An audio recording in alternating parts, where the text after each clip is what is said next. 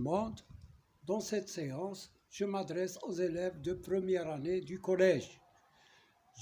On va traiter un exercice sur les angles alternes internes et les angles correspondants, c'est-à-dire les angles déterminés par deux parallèles et une séquente. Dans cet exercice, nous avons tracé deux angles, AOB et CID, tels que OA est parallèle à IC. Je vais les tracer par une autre couleur, comme ça. Il est parallèle à celui-là. Et OB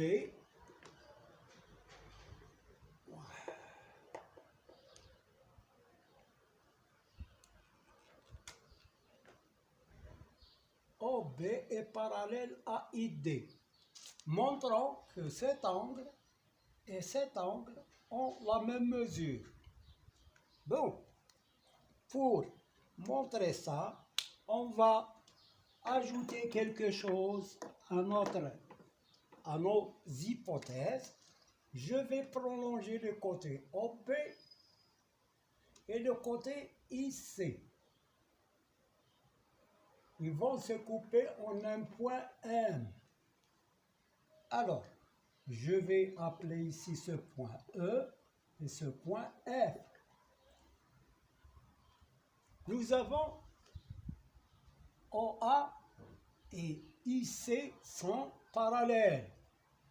Et OF ou bien OB ou bien OM est une séquente. Donc, il détermine des angles alternes internes. Cet angle et cet angle sont alternes internes, donc ils sont isométriques, ou bien ils ont la même valeur. Donc, on a OA est parallèle à OA est parallèle à IC et OB une séquente.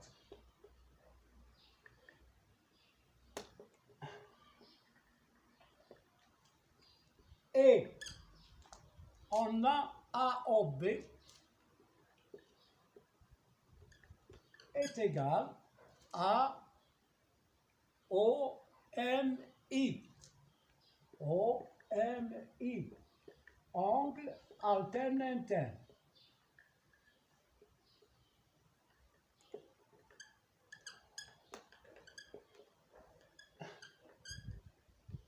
On va appeler cette égalité-là 1.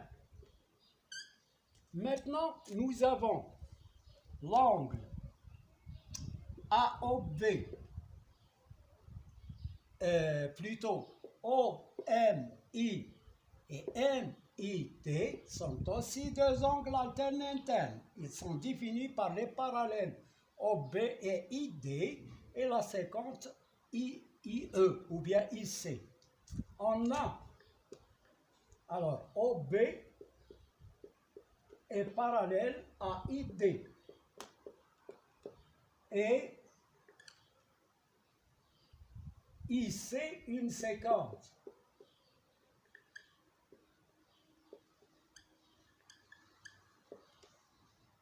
Donc, et OMI, ou bien donc, ici on va écrire donc, ici donc,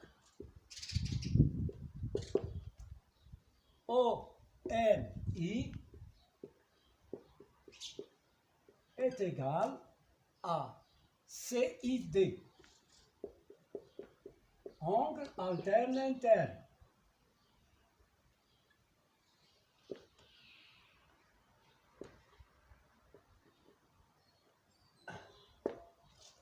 Ici, c'est 2. Alors, qu'est-ce qu'on peut en déduire de 1 et 2? On a une valeur commune, OMI et OMI. Donc, de 1 et 2, on déduit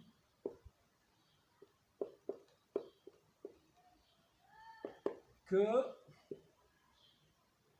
OMI est égal, non, AOB,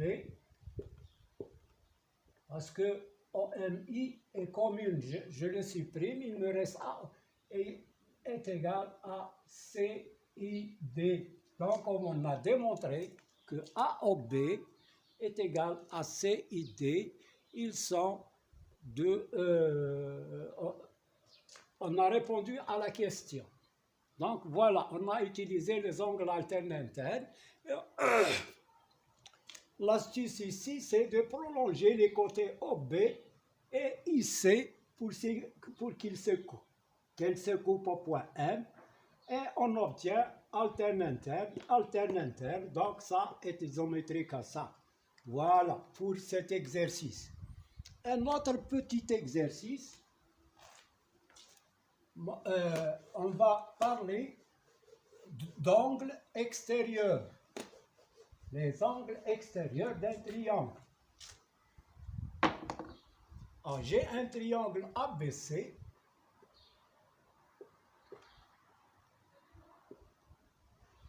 Ou plutôt, on va parler de la démonstration de la propriété qui dit la somme des trois angles d'un triangle est égale à 180.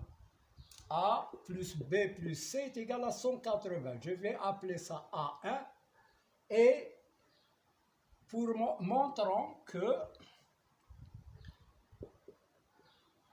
A1 plus B plus C est égal à 180.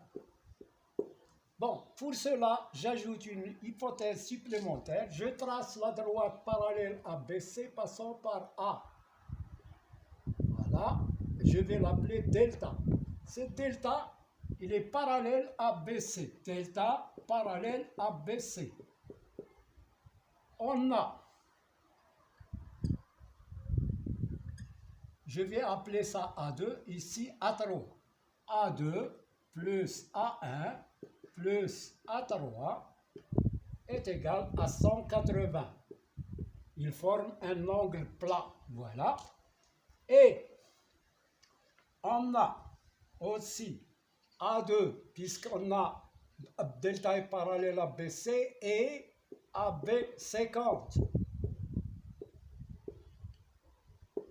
On a A2 est égal à B, angle alterne interne. Voilà. Maintenant, on considère les parallèles delta et BC, delta toujours parallèle à BC, et on change de séquence. Et AC 50. On a A3 est isométrique à C, angle alterne interne.